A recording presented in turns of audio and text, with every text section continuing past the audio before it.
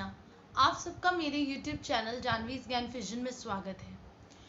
आप सब जानते हैं कि एक महीने के अंदर दो पक्ष आते हैं, एक कृष्ण पक्ष और एक शुक्ल पक्ष, और दोनों पक्षों में एक एक एकादशी आती है।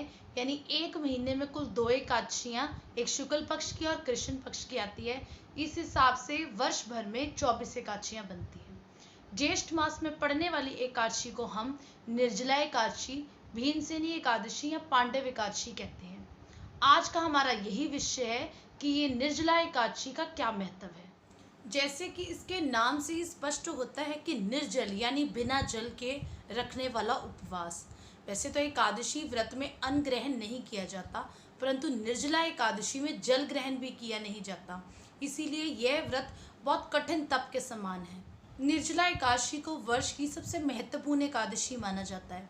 केवल इस व्रत के प्रभाव से ही आपको संपूर्ण 24 एकादशियों के व्रत का फल प्राप्त हो जाता है, और केवल इस व्रत के प्रभाव से आपकी समस्त मनोकामनाएं पूर्ण होती हैं और आपकी सारी समस्याएं शीघ्र ही दूर होने लग जाती हैं। जो कोई इस व्रत को करने की इच्छा रखते हैं, उन्हें एकादशी तिथि से एक दिन पूर्व यानी दशमी तिथि की रात्रि से ही व्रत के नियमों का पालन करते हुए सात्विक आहार ही लेना चाहिए, और अगले दिन निर्जला एकादशी के सूर्योदय के साथ ही अपने व्रत का संकल्प करते हुए द्वादशी तिथि तक यानी पारण के समय तक आपको निर्जल व्रत ही रखना है। बहुत से लोग ये प्रश्न करते हैं कि यदि हम निर्जला एकादशी का व्रत रखते हैं तो क्या ये आवश्यक है कि हम उस दिन पूरा दिन बिना जल रहें। तो जी हाँ, इस व्रत की महत्वता ही ऐसे है, जैसे इसके नाम से ही स्पष्ट है, निर्जल यानी बिना जल 24 घंटे रहना। इतनी कड़कती गर्मी के समय में जब आप एक निर्जल व्रत रखते हैं तो ये बहुत कठिन तप के समान माना जाता है। यदि किसी कारणवश आपका शरीर इस बात की अनुमति नहीं देता कि आप बिना जल पूरे 24 घंटे रहें, तो आप ये कीजिए कि आप केवल जल पर ही अपना व्रत रखें। आप पूरा दिन, आपको जब आवश्यकता लगे तो अब आप सिर्फ जल ग्रहण कर लें, आप कुछ खाएं ना उस दिन। यदि ये भी संभव नहीं है तो केवल एक समय का ही फलाहार लेकर आप ये व्रत का संकल्प कर सकते हैं। अन्य व्रत उपवासों की तरह इस निर्जला एकादशी व्रत के भी कुछ नियम हैं। आपको इस दिन सुबह ब्रह्म मुहूर्त के समय उठकर स्नान के बाद स्वच्छ वस्त्र धारण करके श्री हरि विष्णु भगवान की प्रतिमा के समक्ष बैठकर व्रत का संकल्प करते हुए उनको फल फूल मेवे मिष्ठान इत्यादि का भोग लगाना है। उसके पश्चात आप पूरा दिन भक्ति भाव से इस भजन कीर्तन करते हुए आपको ये दिन व्यतीत करना है। आपको इस दिन के समय कदापि सोना नहीं है।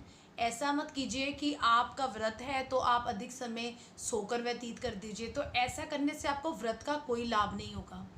आपको इस दिन शांत रहना है, क्रोध नहीं करना, अधिक से अधिक समय चुप रहकर व्यतीत करना है।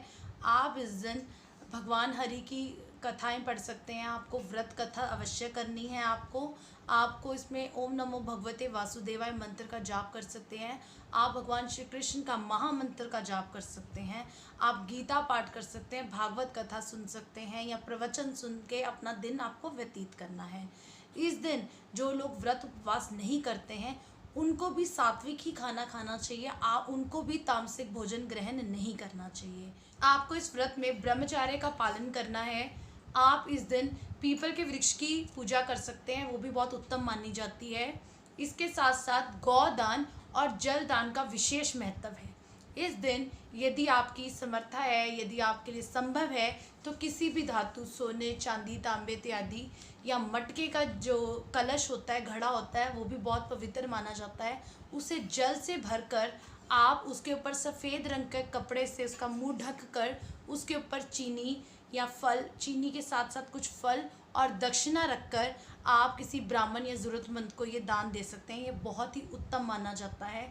इस दिन जल दान का विशेष महत्व है। अब हम बात करेंगे इस निर्जला एकादशी व्रत की कथा के बारे में। एक बार पांडवों में से एक जो भीमसेन है, वेद व्यास जी के पास जाकर उनको कहते हैं, हे पितामह, भ्राता युधिष्ठिर, माता कुंती, द्रौपदी, अर्जुन, नकुल और सहदेव सब एकादशी का व्रत करते हैं और मुझे भी इस व्रत को करने के लिए कहते हैं, परंतु मैं तो भोजन बिना नहीं रह सकता, एक समय का भोजन भी त्याग नहीं सकता। तो मैं सब कुछ और कर सकता हूँ, मैं दान कर सकता हूँ, मैं पूजा पाठ कर सकता हूँ, परंतु भोजन नहीं त्याग सकता।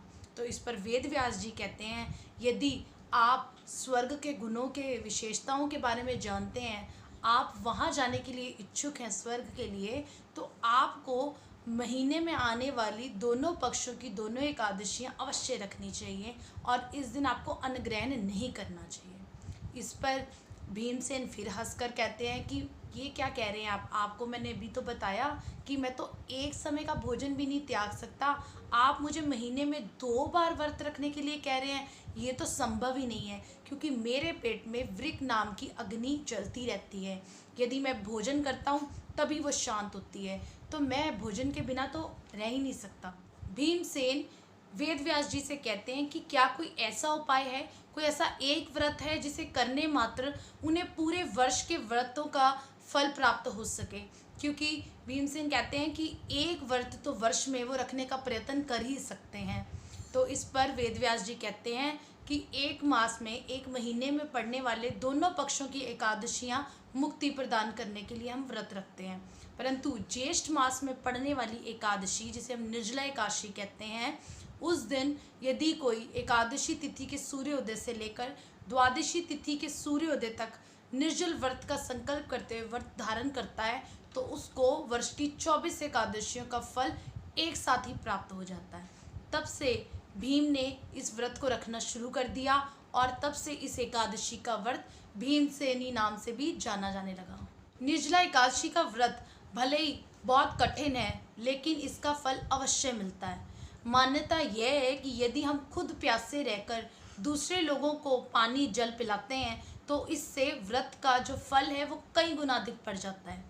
यदि आपको मेरा ये वीडियो अच्छा लगे तो प्लीज़ लाइक और कमेंट ज़रूर कीजिए, और अगर आज तक आपने मेरे चैनल को सब्सक्राइब नहीं किया तो नीचे बेल आइकन दबा के सब्सक्राइब कर दीजिए, ताकि मेरी आने वाली हर वीडियो की जानकारी आप तक सबसे पहले पहुँच सके। अब मैं अंत में यही कामना करती हूँ कि आप सब भी इस निर्जला एकादशी, जो कि बहुत श्रेष्ठ एकादशी है, इसका व्रत करते हुए भगवान हरि की कृपा पाएं और आपका दिन मंगलमय हो।